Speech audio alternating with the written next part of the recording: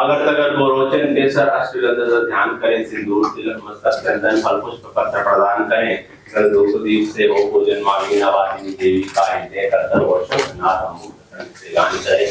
तो ऐसा ही गान होना चाहिए कि श्री गणेश मैं तो राष्ट्र के वंदन से, वंदे मातरम के ज्योति में अभिनंदन से लिए भावना और राष्ट्र की वंदन करता हूँ। सबसे पहले आप सबका अभिनंदन करता हूँ, वंदन करता हूँ। तो देखो भारत की धरती है और मैं ये कहूंगा कि अध्यात्म जो है, अध्यात्म कुछ अलग नहीं है। जब लोग अपने भारत से प्रेम करते हैं, अपने देश से प्रेम करते हैं, अपनी मिट्टी से प्रेम करते हैं, तो वही इबादत है, वही पूजा है।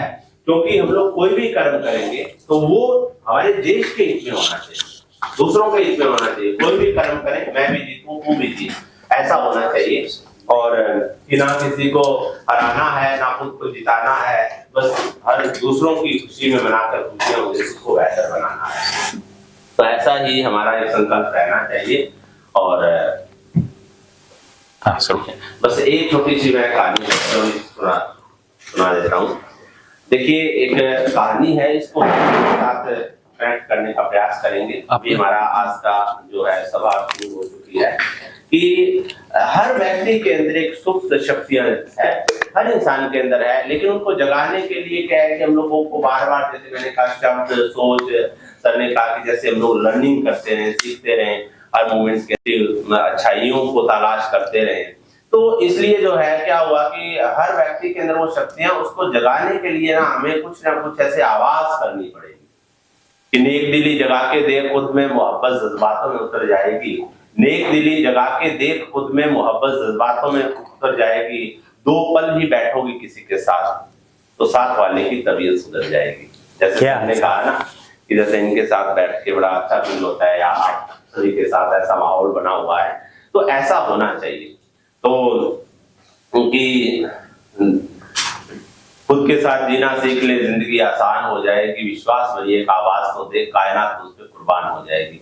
तो आवाज हमें देनी होगी, ठीक है। तो इसलिए जो है एक छोटी सी कहानी है कि एक राजा था, और वो राजा जो था बहुत ही बलशाली, या कहेंगे कि बहुत शक्तिवान था। उसका जो राज्य था बहुत बड़ा था, और उसके बाद ना एक हाथी था, और उसका प्रिय था। उस हाथी से न जाने कितनी जंग उसने जीती थी।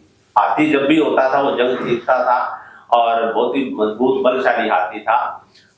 तो एक समय आया, हर चीज कहते कि सुबह होती है तो शाम होती है, हर चीज का एक समय होता है। हाथी जो है बुजुर्ग हो गया, उसका माँ भी जॉब छोड़ के अपने घर रहने लगा। राजा ने उसकी पेंशन बांध दी, हाथी को ना खुला छोड़ दिया राजा ने। किसको ना, हम लोग कहीं जाने नहीं देंगे, उसके लिए स्पेशल स्थान बना दिया।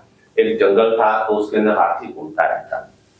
तो क्या था कि एक दिन हाथी थोड़ा सा ना आगे निकल गया, बरसात वगैरह हो गई, एक बहुत बड़ा जोड़ था, कहीं पर खड्डा था, और उसके अंदर दलदल था। हाथी ने सोचा कि जैसे पशु दलदल में बैठते होते हैं, दलदल जो है वो कहीं ना कहीं पशुओं को अंदर से ठीक करता है, उसके अंदर ठंडक होती है कीचड़ में। तो हाथी जो है उसके अंदर दलदल में फंस गया और उससे निकला नहीं गया, चिंगाड़ रहा था। किसी ने सूचना दी, राजा चिंतित हुआ कि यार हाथी जो है दलदल में फंस गया, कैसे निकाले। बहुत ही मशक्कत की, लेकिन हाथी वहां से नहीं निकला। वो बहुत से हाथी लेके आए गए, उसको खींचा गया, लेकिन वो निकल नहीं रहा था। उसके बाद हुआ क्या कि जैसे महावत को बुलाया गया, यार महावत से पूछते हैं कोई आइडिया दे। सारे परेशान, हाथी भी बिल्कुल एक तरह से बेसुध हालत में चला गया। तो महावत आया, और जैसे उसने देखा तो महावत को तो उसका हाथी का पता था। महावत ने कहा ऐसे नहीं निकलेगा ये, आप ऐसे करो, कम से कम 30-40 सैनिक तैयार करो, उनके हाथों में तलवारें देके और वो ढाल वगैरह लगा के, और उसके साथ दुदुम्बी नगाड़े और वो बजाओ जो युद्ध के मैदान में बजते थे। तो ऐसा ही किया, थोड़ी सी तैयारियां की गई, और ऐसे करके, और जैसे ही वो दुदुम्बी नगाड़े बजे, हाथी को अपनी पुरानी शक्तियां उजाग गई। उसकी वो याद आ गया कि वो मान लो कि जैसे ही दुदुम्बी नगाड़े बजते थे वो दुश्मन पे टूट पड़ता था, पूरी उसकी आंखें लाल हो जाती थी। ऐसा ही हुआ, जैसे ही दुदुम्बी नगाड़े देख के हाथी की आंखें चमक उठी, और वो जब बजी तो हाथी एकदम से बाहर आ गया। तो ऐसा ही है, ये दुदुम्बी नगाड़े क्या है, ये हमारे संत जनों की, हमारे महापुरुषों की, विचारकों की बातें हैं, उनके विचार हैं। और ये अगर बजते रहे तो हमारा जो एक अंदर का जो मजबूत हाथी है ना, वो जाग सकता है। तो ऐसा ही हम लोग संकल्प रखें, बार बार जो है हमें इस चीज को, हमें एक थोड़े की चोट की तरह मारना होता है। तो ऐसे ही संकल्प के साथ हम लोग आज का दिन शुरुआत कर रहे हैं। तो मैं आदरणीय राजेंद्र जी को अनुरोध करूंगा कि वो आए और शुरुआत करें।